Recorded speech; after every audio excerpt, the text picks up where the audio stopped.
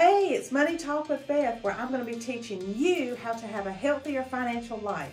Today we're going to talk about the 7 smart ways to use your tax refund. But first, let's talk about some fun facts about taxes. The average tax return in 2019 is $2,800. Now people, you've got to remember, this is money that you have already earned, so it is your money. But here's the situation. It is your money, but you have got to have a plan for it.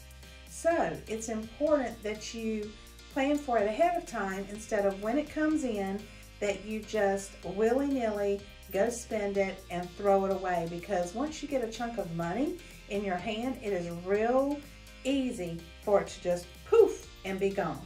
There are 156 million tax returns filed each year. So here's the deal. When you file your taxes, from the time the IRS receives it, they are usually paying out refunds in 21 days. Now, on with the 7 smart ways that you could use your tax refund. Number 1, pay down high interest. If you've got credit cards that have high interest rate, it serves you so well to get rid of those credit cards. Pay off that high debt, whether it's credit cards or cars or any kind of loans that you may have. Pay them down. It serves you well in many ways. It saves you money, but also a lot of times when you pay that stuff down and pay it off, it increases your credit score. Number 2, a savings goal. Do you have your emergency fund? It is so important that you have an emergency fund in place for that rainy day, because guess what? That rainy day is coming, and it comes in many different forms, and you want to be as prepared as you can for that rainy day. What does emergency fund look like? You can start off with $500. You can start off with $1,000. The analysts say that we should have at least 6 to 10 months of expenses in an account for a rainy day. I guess they're talking about like a layoff or a divorce or something like that, but you should have that much in expenses. What else could you use a savings goal for? Is a Roth IRA. Any of your investment vehicles. Are you maxing out your 401ks at work? That helps tremendously. So putting money in those situations is so important. How about a 529 plan, a college fund for your kids? That's smart savings, that's smart planning. How about an HSA? Do you have an HSA, a health savings account? This is a great time for you to dump money over into that. Number 3, a vacation fund. Who can't get excited about a vacation fund, right? Vacations cost money though, whether it's just you and your husband or you and the family, it costs money. And it is easier to plan ahead than it is to come up with a whole bunch of money all at one time. A lot of places require deposits. So it's nice for you to go ahead and plan for your tax money to go to a deposit for your vacation. Or if you're doing a big vacation for your family, like a Disney or a cruise or something like that, it is so important for you to plan for that money and put it into a deposit. Go ahead and pay the travel agent. Go ahead and pay the facility and have that behind you so that you don't have to do it all at one time. Number 4, invest in yourself. I cannot tell you how important it is to invest in yourself, because guess what? Nobody else will. So it's important for you to invest in yourself. What does that look like? It may look like you going back to school to finish a degree. It may look like you changing careers.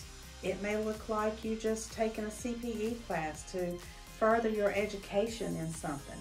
Maybe it's a good time for you to start a side hustle.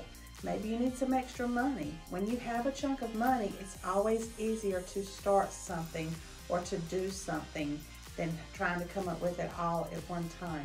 So investing in yourself, whether they're courses online or whether they're courses that you physically have to go to, smart idea. Number 5, think about your future. What does that look like? Are all of your policies in place? Do you have adequate life insurance for you, your spouse, your kids? Do you have adequate car insurance, home insurance? Do you have renter's insurance? That is so cheap. Everybody that rents should have renter's insurance. One of my new favorite policies is the long-term care policy. Do you have that in place? All of these things are so important to do when you are younger rather than later for two reasons. One, when we get older, we don't want to have to show insurability. What does that mean? That means I have to prove that I am okay. I have no medical situations. I have no ailments. You know, when you hit a certain age, you might be having some situations that you don't want to have to show insurability. So you want to do this stuff early in your younger years. Number two, it's cheaper. It is so much cheaper to do when you're younger as opposed to the older that we get. So much cheaper for you to do. Number six, home improvements. I get excited about this because for many years, my husband and I took our tax money and did just that. We would put in French doors. We would put in a new bathroom. This is the time of year at tax time when we got refunds that you could put a chunk of money onto, you know, a project. And it's so good for you to do that because two reasons. One, it makes you feel good. You're getting something done in your home that you have been wanting to get done. And number two, it increases the value of your home. So think about a home improvement. Number seven, donate to a charity. That is so heartwarming. Make sure that if you do decide to donate to a charity that you get a receipt for that, because that is one area that we still get a wonderful tax credit for. So you definitely want to do that. You know, there are all sorts of organizations that are looking and need the money to run their organizations. It's not always religious organizations. It's not always the Red Cross. It's not always St. Jude. You know, there are other organizations in your community that need you to help them support their organizations. So that is number seven. That's it for this week.